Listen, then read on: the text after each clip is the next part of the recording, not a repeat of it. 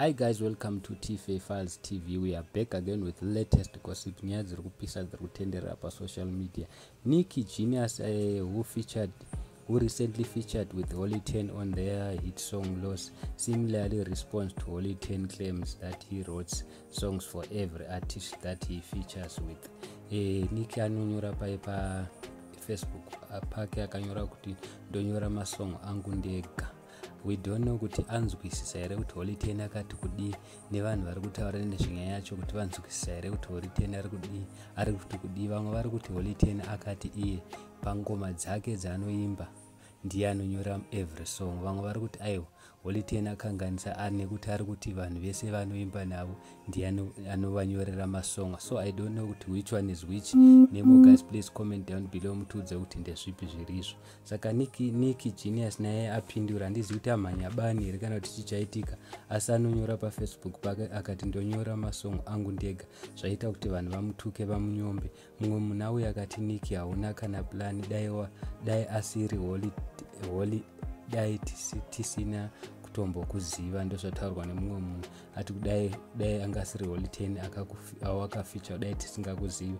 Mumwe munhu akati please usati T, who is T, zvitaurire iwe, isu tomuziva, isusu tomuteerera mufana uyu anonzi Nicky kubva kudhara. Ndozvataurwa nemumwe munhu akati Holy 10 is no longer holy, atove evil 10 iye netuma followers twake.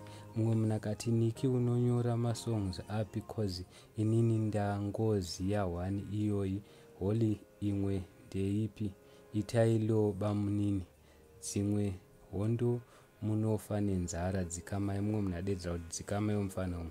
Mumwe munhu akati losi inongonakidza panoimba Holy 10 chete. Mumwe munhu akati takanzwa mukoma Holy vachiti he writes every song pamafeature avo ese, hanzi song yese ndivo vanonyora. Vakazvitaura painterview yavakatuka Nicky D iya.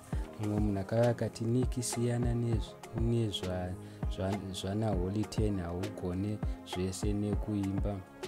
Mumwe munhu adaro. Mumwe munhu akati Holy ndiye aitoita kuti zvinakidze. Mumwe munhu akati he said anenge akanzi Holy 10 feature Ningi ndiye anonyora, this is not his song, siyanai naHoly 10. Mumwe munhu adedzera kudaro kuti Holy 10 iye akati ndiye anoimba if kana chifeature mumwe munhu, kwese zvamuri kutaura. Mumwe munhu akati guys, zvimwe tingataure hedu kuvengana mungavenge zvenyu but mufesi uyu anogona kuimba hake.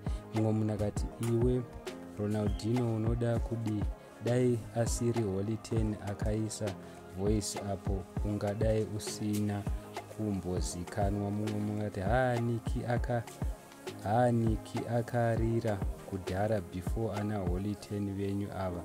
Mumwe munhu adaro. Mumwe munhu akati muku unotikwadza nemamoves ako, chii chawakutaura ichi. Mumwe munhu akati ende iye I wrote for everyone who features on my song, not kunyorera munhu pasong yaanenge aita featured.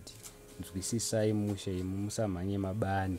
Mumwe munhu akati haasiri here akanyora uyo akutamba kunge vhurukomo. Mumwe munhu akati waakuda kufarisa tokudzosera kumusha iwe Nicky. Mumwe munhu akati problem hamunzwisise. Mumwe munhu akati kose kuri bho here. Mumwe munhu akati muku muhombe musafe manyeperwa henyu, stop assuming. So ndonyaya iripo guys, vanhu hatizivi kuti vari kunyatsonzwisisa here kuti nyaya yachona yakamira sei. Vamwe vari kuti aiwa Holy 10 akati ndiye anoita sei anonyorera vanhu vese vaanofeature.